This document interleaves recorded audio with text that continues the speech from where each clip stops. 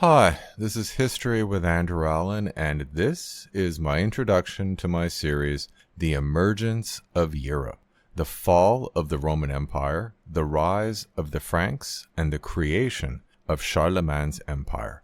As the admittedly very long title states, the series is divided into three rough parts. The first part discusses the fall of the Roman Empire, actually the Western Roman Empire, since the empire had been divided in 286. Collapse would be more accurate than fall, since the last emperor of the Western Roman Empire was deposed in 476, roughly 2 centuries after the empire had been divided.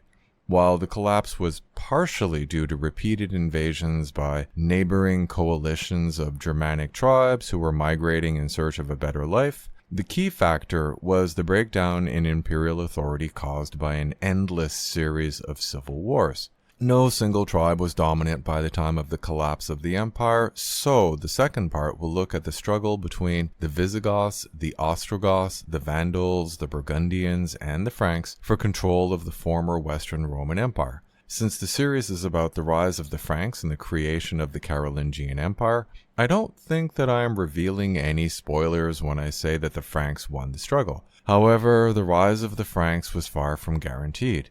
Both the Ostrogoths and the Visigoths were far more likely candidates to replace the empire, or at least become dominant players in the region. Unsurprisingly, the Eastern Roman Empire never accepted the loss of the Western Roman Empire. At one point, it seemed that Emperor Justinian had reunited the two halves. Well, he had conquered North Africa, Sicily, and Italy, as well as a slice of the Spanish coastline. However, he failed to focus on the reintegration of the newly conquered regions with the Eastern Empire, and his successor soon lost most of Italy. By this time, the Franks had become the dominant power in the West. Honestly, the greatest threat to the expansion of the Frankish kingdom was fertility. A recurring theme is that Greater Frankia would be reunited under one member of the dynasty, usually through a combination of fortunate deaths of brothers and nephews, and the deliberate removal of inconvenient brothers and nephews, basically through murder. After a brief period of unity, the kingdom would be divided among the king's sons, and the process would start over again.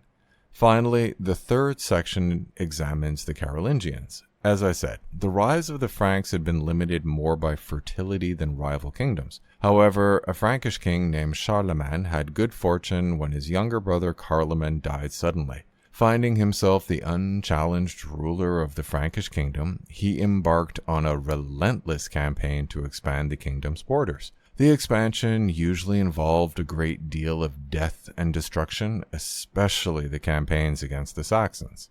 Finally, Charlemagne was crowned Holy Roman Emperor by the Pope, who hoped that the new emperor would feel an obligation to ensure the safety of the Pope in Rome. Charlemagne accepted the elevation in status, but his record as protector of the Pope was mixed. Blessed with a remarkable constitution, Charlemagne lived to an old age, and the kingdom had nearly doubled in size when he finally died in bed.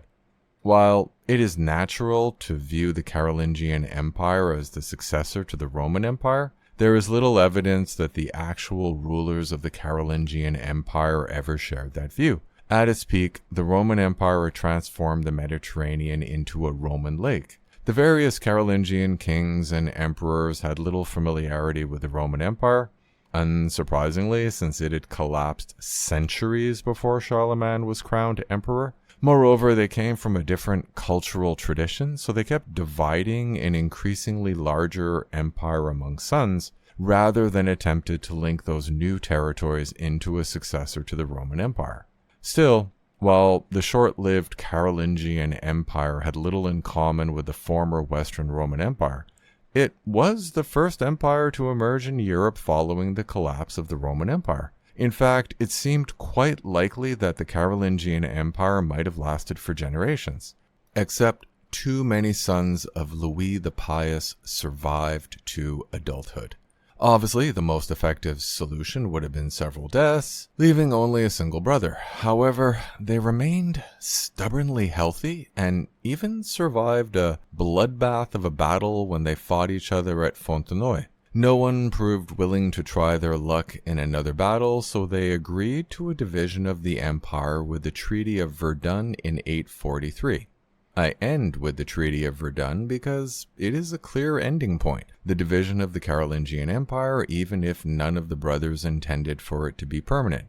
Also, the series will be nearly 40 episodes long by then, and that is enough for me. Thanks for listening.